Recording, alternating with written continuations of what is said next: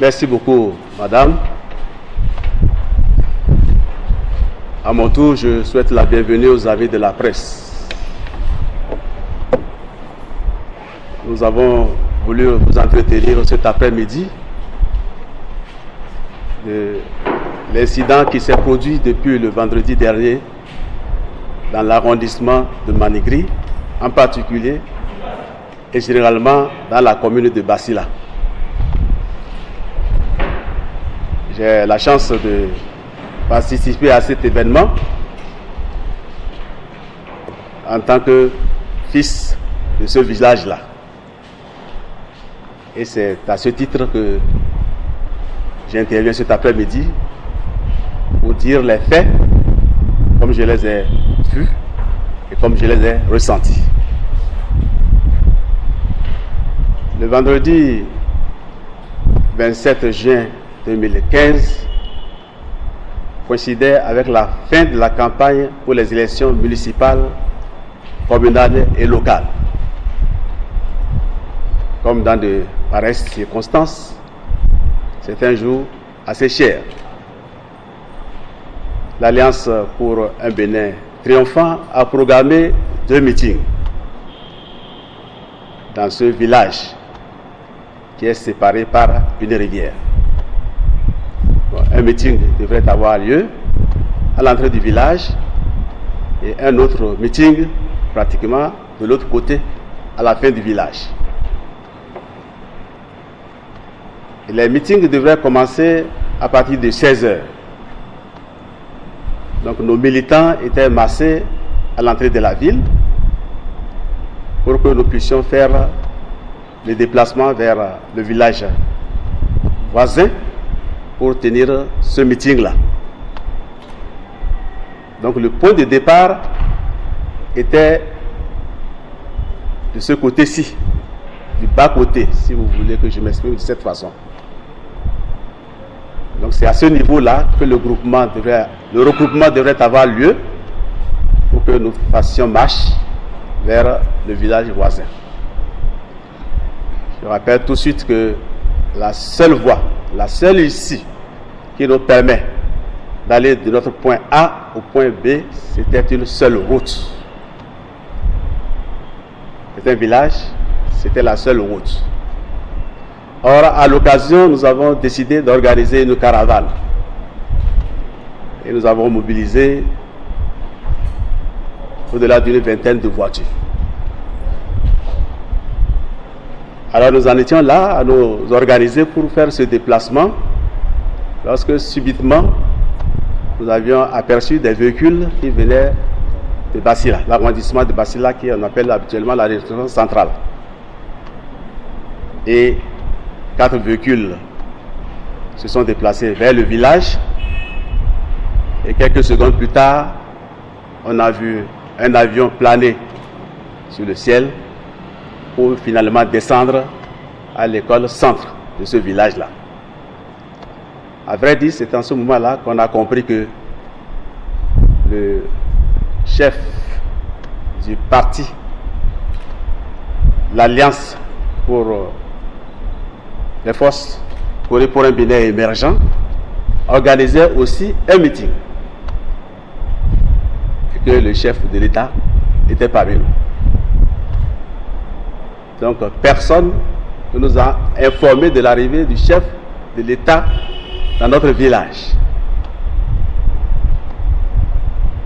Bon, nous étions évidemment surpris que cela se passe de cette manière. Mais étant donné que nous avions déjà organisé notre meeting, les véhicules étaient positionnés, les femmes et les hommes étaient là, c'était la seule route qui passe par le marché. Et c'est au marché que le meeting des forces Kori pour un Bénin émergent devrait avoir lieu. Donc nous avons décidé d'aller quand même dans notre second village où nous devions débuter nos meetings. Nous nous sommes suivis et tout se passait bien.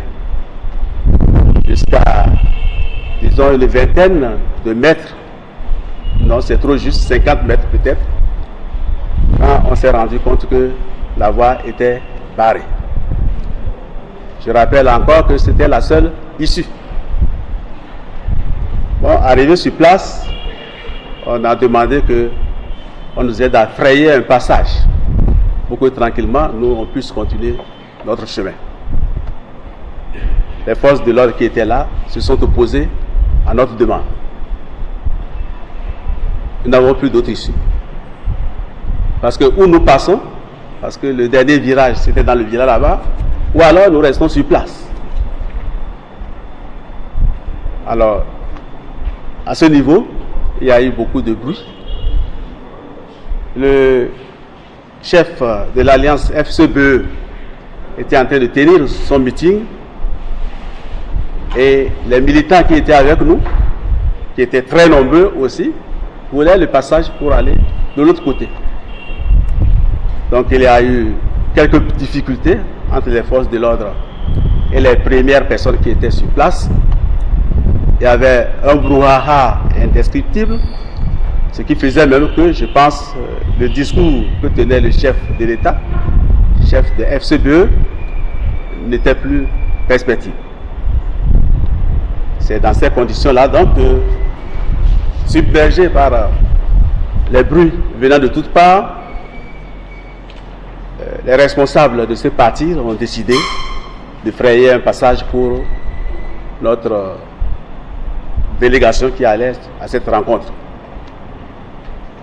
La voie a été donc libérée et nous avons pu nous déplacer avec nos véhicules, je disais encore qui étaient au nombre de 20, sinon plus, pour aller de l'autre côté du quartier, où nous avons pu tenir notre meeting. Tout s'est bien passé. Nous étions en train de tenir notre meeting lorsque le chef de l'État, chef FCBE, est parti. À la fin du meeting, nous sommes revenus à notre siège pour partager un peu quelques réflexions avant de débuter la seconde réunion qui devait avoir lieu au siège. Et c'est à l'occasion que nous avions appris que le chef de l'État a tenu un propos que nous avons jugé inacceptable. En fait, le chef du parti FCBE disait de façon claire et nette, puisque nous avons des éléments sonores, que notre député, c'était un enfant bâtard, que notre député serait un enfant mal élevé, que notre député allait se procurer des sous du coton qu'il venait distribuer aux populations, que notre député a partisé avec les gens pour pouvoir faire perdre au FCBE le perchoir de l'Assemblée nationale, que de ce point de vue, c'était un député pour lequel il ne fallait plus voter. Et le chef de l'État allait plus loin, que si lui, il venait à Cotonou, il va attraper ces députés-là. Il ne le fait pas seul, parce qu'il a des frères aînés qui l'épaulent dans cette marche, et que ceux-là aussi auront pour leur compte. Les gens avec lesquels ils pactisent pour aller chercher de l'argent qui est bien distribué, eux-mêmes auront pour leur compte. Alors j'ai dit une fois encore que c'est des éléments sonores donc, qui sont là, qu'on peut consulter à tout moment. Alors nous étions interlocutés, nous étions dépassés, complètement déçus et démoralisés. Parce que pour nous, ces propos ne pouvaient pas venir d'un président de la République, chef de l'État. De la part d'un homme politique, d'un président de parti, c'est peut-être encore acceptable. Si ce n'était pas le président de la République et que c'était un leader quelconque, je pense qu'il aurait du mal à partir de ces lieux parce qu'il aurait été traité de la manière dont il nous a traités. Mais nous voilà en face du chef de l'État. Nous avons beaucoup de respect pour le chef de l'État, surtout que le chef de l'État est nago comme nous. D'ailleurs, le meeting a eu lieu en langue. Et on s'est étonné. Parce qu'on s'est posé la question de savoir si tous, nous sommes allés à la source de l'éducation, de la même éducation. Parce que pour nous, un chef est respecté. Pour nous, le chef est très important. Et celui qui occupe le fauteuil présidentiel est plus qu'important. Puisque pour nous, le trône est sacré. Si donc on se met dans cette direction, on s'est posé beaucoup de questions par rapport à ce que notre chef a eu à dire à l'occasion de ce meeting qu'il a tenu lui-même. Alors nous sommes venus pour porter ces informations parce qu'en partant, le chef nous a promis de nous envoyer les militaires le lendemain. Effectivement, le lendemain, donc le samedi, nous avons eu droit à une horde de militaires qui ont envahi l'arrondissement de Mandingui principalement, mais toute la commune. Nous ne savons pas quel rôle ils devaient faire, ils devaient jouer, mais ils étaient là. Et nous avons pu voter. Dans notre analyse, et c'est ça qui est le plus important, nous avons dit que ces forces étaient venues pour nous perturber,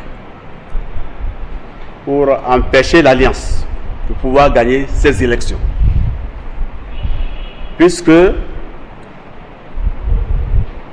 la peur du gendarme est le début de la sagesse, disons souvent. Mais ici, principalement, nos populations généralement analphabètes ont une peur du gendarme. Et à la vue donc, de ces troupes qui avaient envahi le village, beaucoup de nos militants, puisque c'est de ça qu'il s'agit, ne sont pas sortis pour, disons, accomplir leur devoir civique. Mieux, c'est que une stratégie a été mise en place également. Nous avons des militants qui, pour la plupart, sont favorables et qui votent pour le compte de notre alliance. Et hier matin, on a appréhendé 2 d'entre eux qu'on a envoyés à la gendarmerie, sous prétexte qu'ils étaient des étrangers. Et ces personnes qu'on a arrêtées, qui sont dans le village depuis plus d'une vingtaine d'années, qui sont dans un camp où l'État a construit lui-même une école, a réalisé des puits, étaient quand même des personnalités qui drainaient du monde. À partir du moment où on a pris donc, ces personnalités qui sont là depuis 20 ans, qui sont inscrits sur la liste électorale, qui ont voté pendant les élections écoulées, les militants ont pris peur et nombreux d'entre eux ne sont plus sortis. Cette information est aussi importante. Mais au-delà de tout, les élections ont eu lieu sans incident majeur et dans l'arrondissement, nous sommes sortis victorieux parce que nous sommes les premiers par rapport à l'alliance FCBE. Parce que dans notre commune, il y a 2 grandes alliances, FCBE et Alliance pour un Bénin triomphant. Donc nous les avons distancés de 164 points hier. Ce résultat-là est connu de tous. Au niveau de la commune elle-même, nous les avons également distancés. Donc logiquement, si les résultats tels qu'ils sont sortis des urnes restent intacts pour aller à la Sénat et qu'il n'y a plus d'autres manœuvres autour de ces résultats, je pense qu'on peut considérer la commune de Basila comme étant tombée dans l'escarcelle de l'Alliance ABT. Nous tenons à le dire de façon la plus solennelle et prendre le peuple béninois à témoin, mais la communauté aussi internationale, pour dire que, en dépit des intimidations, de par les militants voisins, en dépit de toutes les stratégies qui ont été mises en œuvre pour que nos militants ne puissent pas sortir massivement, en dépit de tout cela, l'Alliance ABT est sortie victorieuse de ces élections. Maintenant, ce que nous voulons, c'est que le pays entier nous aide à faire en sorte que notre suffrage soit protégé. Je voudrais finir en disant que non seulement que nous avons vécu ces intimidations, le mot d'ordre qui consistait à dire que si notre député venait ici, on allait l'arrêter, on pourrait même l'attacher, que les gendarmes viendraient l'attacher, à conforter nos adversaires qui n'ont pas hésité, puisque ce jour-là même, certains de nos militants ont été poignardés et sont actuellement encore à l'hôpital. Voilà donc, madame, succinctement ce que je peux dire par rapport à la situation que j'ai vécue à Manigri, qui est aussi mon village. Je connais l'histoire de ce village, je connais son histoire politique. Je peux vous en parler longuement. Merci. Merci beaucoup, monsieur le directeur des opérations. Comme vous voyez le dire, ce sont vraiment des faits graves qui ont eu pour, n'est-ce pas, auteur principal ou incitateur indirect du chef de l'État lui-même. Et je crois que ce n'est pas pour rien, n'est-ce pas, que nos tests refusent que l'on fasse des campagnes électorales avec les moyens de l'État. Un chef de l'État, on sait qu'il peut, la loi le lui permet, bien entendu, il peut avoir une obédience politique, il peut être chef d'un parti politique.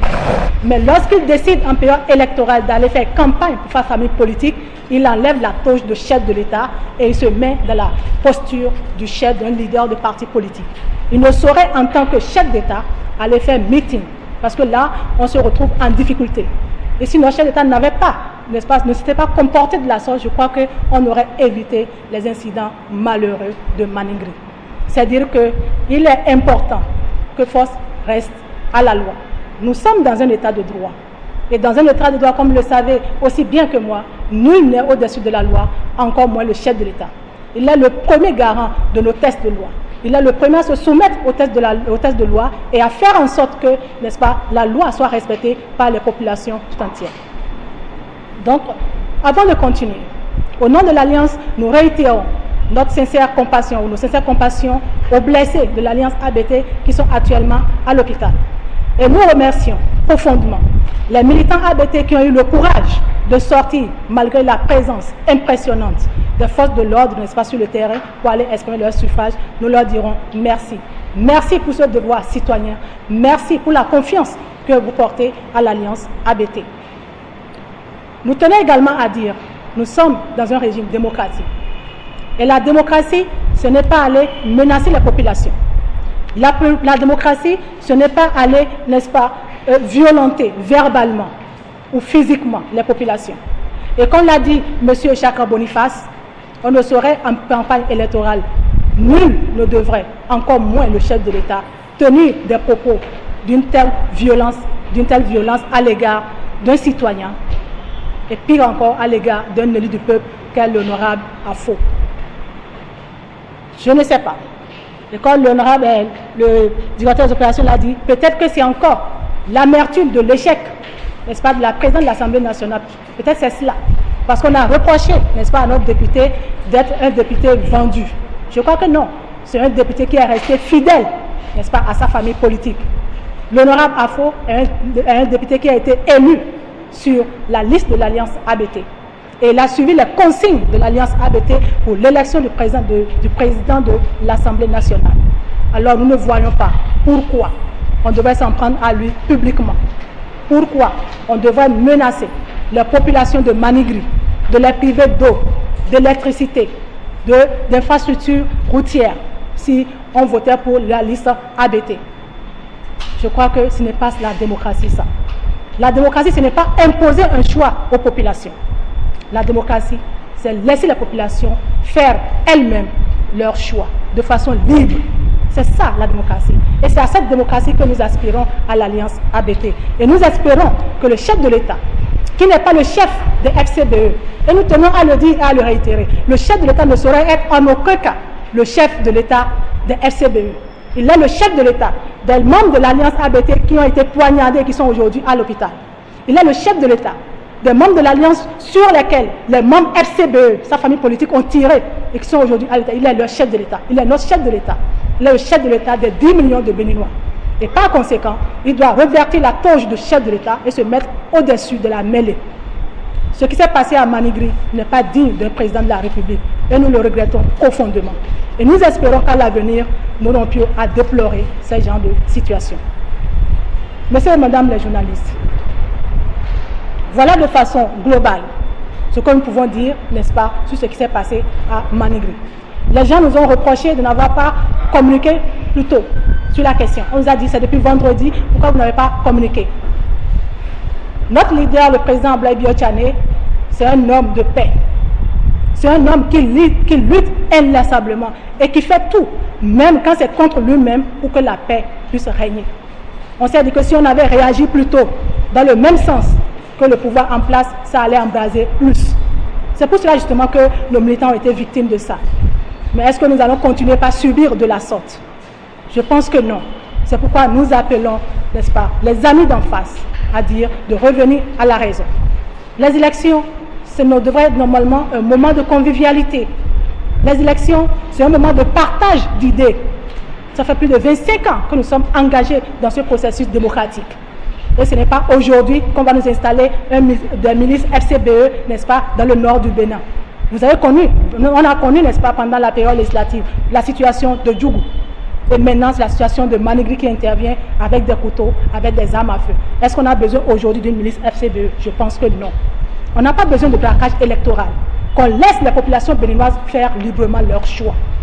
Et l'autre chose que, n'est-ce pas, qu'on a entendu sur les enregistrements sonores que le directeur des opérations n'a pas dit. Il semble que le chef de l'État a dit que la Sénat lui appartient. Nous osons croire que la Sénat ne lui appartient pas. Et nous interpellons en même temps les membres de la Sénat en leur disant, nous espérons que vous n'êtes pas aux ordres du chef de l'État. Vous êtes là pour travailler pour le peuple béninois, pour faire en sorte que le suffrage prononcé par le peuple, le suffrage exprimé par le peuple béninois, soit ce suffrage-là que nous avons annoncé. Et nous profitons également pour regarder le côté de la Cour suprême, qui est, n'est-ce pas, la juridiction compétente pour connaître des incidents liés aux élections communales et locales,